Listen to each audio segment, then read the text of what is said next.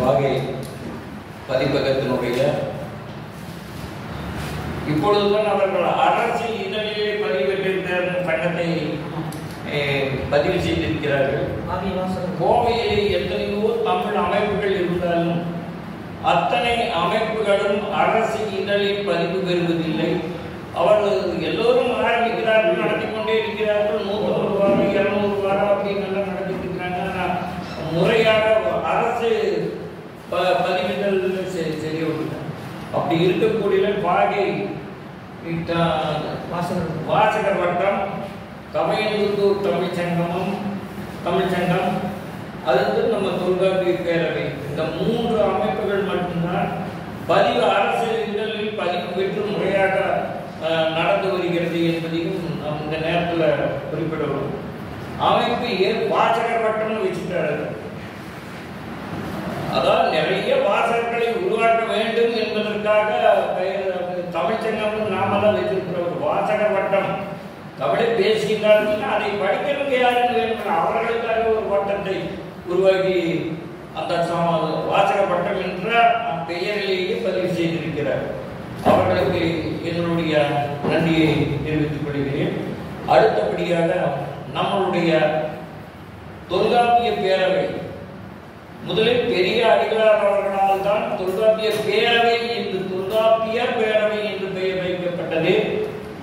அந்த பெயரில் இயங்கிக் கொண்டிருக்கும் போது அரசிடம் பதிவு செய்யும் பொழுது பேரவை என்பது ஜாதி கட்சிகள் மட்டும்தான் பதிவிட வேண்டும் என்ற அரசு விதி இருப்பதால் பேரவை என்பதை தமிழ் சங்கமம் என்று பெயர் மாற்றி நாங்கள் பதிவு செய்திருக்கிறோம்.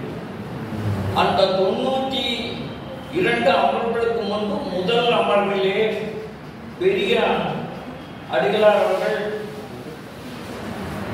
முதலில்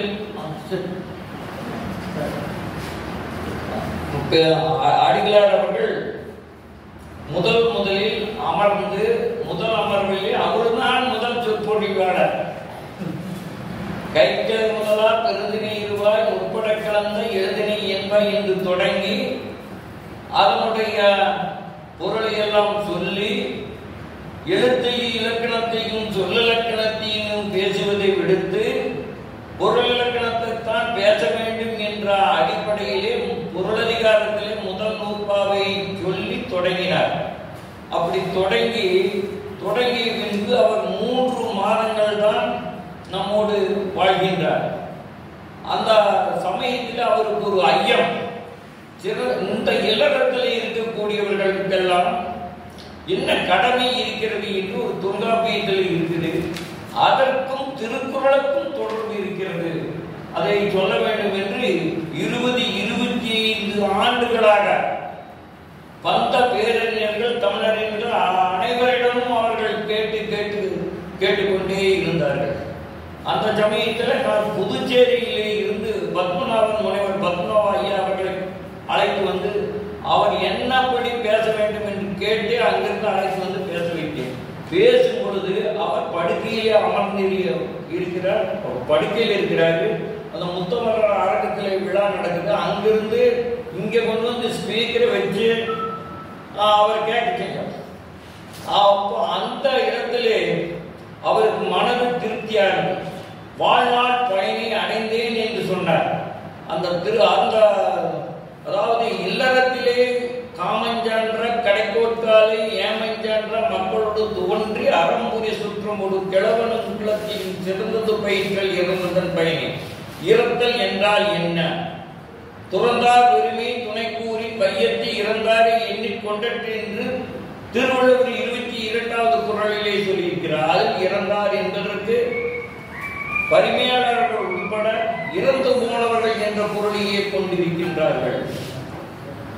இறந்து போனவர்கள் என்ற பொருள் இந்த உலகத்திலே துறவைகளுடைய பெருமையை எண்ணி பார்க்கும் பொழுது இதுவரை எத்தனை பேர் பிறந்து இறந்திருப்பார்கள், அதை எண்ணி பார்த்துக்கோ அப்படிங்கிற மாதிரி சொல்லியிருக்கிறாங்க பொருள்.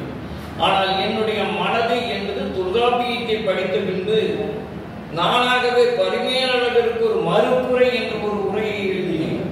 அதாவது இறத்தல் என்றால் கடத்தல், இந்த இல்லற வாழ்விலே இருந்து நீத்தல். மனிதனுடைய வாழ்விலே 4 நிலைகள் இருக்கிறது. அது ஆரிய முறைப்படி சொன்னால் பிரம்மச்சரியம், கிரகஸ்தன், வானப்பிரசஸ்தன், சன்னியாசி என்பது. அந்த 4 நிலைகளிலே இல்லறை இன்பத்திலே ஈடுபட்டு மக்களோடு பேர குழந்தைகளோடெல்லாம் மகிழ்ந்து பின்பு அந்த இல்லறத்திலே இருக்கக்கூடிய தலைவனும் தலைமகளும், அதாவது தொல்காப்பியர் என்ன சொல்றாருன்னா, காதல் வாழ்க்கை நடக்கும் பொழுது தலைவன் தலைவி என்று சொல்லுவார். அவர்களை இல்லறத்துக்கு வந்த பின்பு கிழவன் கிழத்தி என்று சொல்லுவார். அந்த அவர்கள் வயதான காலத்திலே தன்னை ஒத்த வயதானவர்களுடன் கூடி ஒருங்கு இணைந்து இந்த ஊருக்கு என்ன நன்மையை செய்யலாம், நாம் இதுவரை இந்த வாழ்க்கையிலே கடந்த வந்த பாதையிலே ஏற்பட்ட இன்னல்களையும் செல்வத்தை சேர்ப்பதற்கு பெற்ற துன்பங்களையும் நம்மளுடைய பேர குழந்தைகளுக்கு எடுத்துச் சொல்ல வேண்டும். அப்படி சொன்னால்தான் அதுதான் கடத்தல் என்பது தொல்காப்பியருடைய வழக்கு. அதை சொல்லி நான் அந்த பொருத்தத்தை திருக்குறளுக்கு கொண்டு வருவேன். துறந்தார் பெருமை துணை கூறின் வையத்து இறந்தார் என்றால் இல்லற வாழ்விலே இருந்து கடந்து வானப்பிரசஸ்த நிலைக்கு அடையக்கூடிய தன்மையிட்டு இறத்தல் என்று தொல்காப்பியர் குறிக்கிறார் சொல்லி அந்த திருக்குறளுக்கு விளக்குகின்றன. துறவிகள் இருக்கிறாங்க, இல்லறத்திலே துறவிகள் இருக்கிறது. யாருடைய பெருமை சிறந்தது என்றால், நேரடியாக சன்னியாசியாகி துறவரம் போன்றவர்களை விட இல்லறத்திலே இல்லற வாழ்க்கையை அனுபவித்து துறவரம் போன்றவர்களுடைய வாழ்க்கையை எண்ணி பார்த்துக் கொள்ளுங்கள் அப்படின்னு திருவள்ளுவர் சொல்லியிருக்கிறார்னு சொல்லி நம்ம பேசணும். நான் இந்த இடத்துல இவர் 40 ஆண்டுகளாக வினவப்பட்ட வினாவுக்கு நான் சொன்னது அவருக்கு கொஞ்சம் திருப்தி. ஆகையினால் அந்த அமைப்பின் அடிப்படையில் நாம் இங்கே இந்த தொல்காப்பிய பேரவைக்கு ஆதரவுகள் இருப்பதற்கு காரணம் ஆகுது.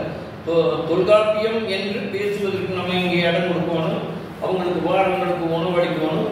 பெரிய முனைவர் பட்டம் பெற்றவர்கள்னா அவங்க மாணவர்களிடம் பேச வச்சு அவங்களுக்கு உயர்வாய்வு மையத்தின் மூலமாக 1000 ரூபாய் தர வேண்டும். வெளியூரிலே வெளிமாநிலத்திலே இருந்து தொல்காப்பியத்தை பற்றி பேசப்படுறவங்களுக்கு தங்களுக்கு இடம் கொடுக்கணும்.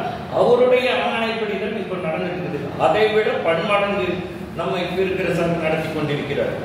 ஆகையால் அந்த அமைப்பிலே நாம இந்த 92வது மாதம் திங்கள் அடிகள் பேசி முதல் கூட்டத்தில் அவர் பேசுறாரு. அடுத்தது நீங்க 92வது இடையில பல முறை 2 முறை வந்திருக்கிறீர்கள், இதுக்கு 3வது முறை. இப்பொழுது என்ன சொல்றேன்னா, அந்த இப்ப நான் இதுவரை சொன்ன செய்தியை கற்பியல் என்ற தொல்காப்பிய கற்புண என்கிறார்கள். அப்படிங்கிறத பற்றி நம்ம அம்மையார் அவர்கள், திலகவதி அம்மையார் அவர்கள், திருநாவுக்கரசனுடைய தமக்கையாருடைய திலகவதி சமணத்திலே அலைந்து திரிந்து நெறிகெட்டு போன திருநாவுக்கரசை வழிப்படுத்திய தமக்கை திலகவதியார் அந்த பெயரை பெற்றுள்ளார். இவர்களை பற்றி ஒரு சிறு குறிப்பு. இவருடைய பெருமை என்பது என்ன, ஆண்டவனுடைய அருள் இவருக்கு எப்படி கிடைச்சிருக்குதுங்கிறது சொல்லியாகும். 33 பேர் போறாங்க கைலைக்கு, 33 பேர் போறாங்க. தமிழ் எழுத்துக்கள் 33, அது மாதிரி 33 பேர் அங்க போறாங்க. அங்க போகும்போது ஒருவர் இறந்து விட்டார். அப்புறம் மிச்ச அத்தனை பேர் போய் இடையில எல்லாருமே நோய்வாய்ப்பட்டு அப்படி போக முடியாம. ஆனா 5 பேர்கள் மட்டும்தான் அந்த கைலாய மலையை சுற்றி வருவதற்கு ஆண்டவனுடைய அருளை பெற்றார்கள். அது பெண்மணியாகி இவர்கள் தான் அவர்கள். அதனால கைலை மாமணி, கைலாயத்துக்கு போயிட்டு வந்து அதை முழுமை அடைந்தவர்களுக்கு கைலை மாமணி என்ற விருது போட்டு மற்றவங்களும் போட்டு கூடாது. கைலை மலைக்கு எல்லாரும் போவாங்க, கைலாயம் போவாங்க. அந்த மலையை சுற்றி வரணும் இருந்தது. அது 5 பேர். அது ஒரு வரலாறு எழுதி இருக்கிறாங்க. குதிரையில வச்சு குதிரைக்கார கட்டி விட்டு போட்டு அவன் பாட்டுக்கு போயிருவோம். குதிரை பாட்டுக்கு எங்கேயோ மேய்ஞ்சிட்டு தண்ணி குடிச்சிட்டு அங்க போயிட்டு படுத்துட்டு எல்லாம் பண்ணி இவங்க அவங்க மேலேயே உட்கார்ந்து இருப்பானு. குதிரைக்காரங்க இருக்க மாட்டான், வேற இடத்துல போய் மேல போயிடுவான். எந்த குதிரை கூப்பிட்டு போகும். அந்த மாதிரி எல்லாம் சிக்கல் பட்டு அனுபவப்பட்டு அவ்வளவு. அது மிகச் சிறந்த ஆன்மீக சொற்பொழிவாளர் என்பதை நாம் நினைவு கூற வேண்டும். எங்க திருவிழாக்கள் நடக்கின்றதோ குடும்பங்களுக்கு அந்த கோயில்களெல்லாம் இவர்கள் சிறந்த முறையிலே ஆன்மீக சொற்பொழிவு நிகழ்த்தி வருகின்றார்கள்.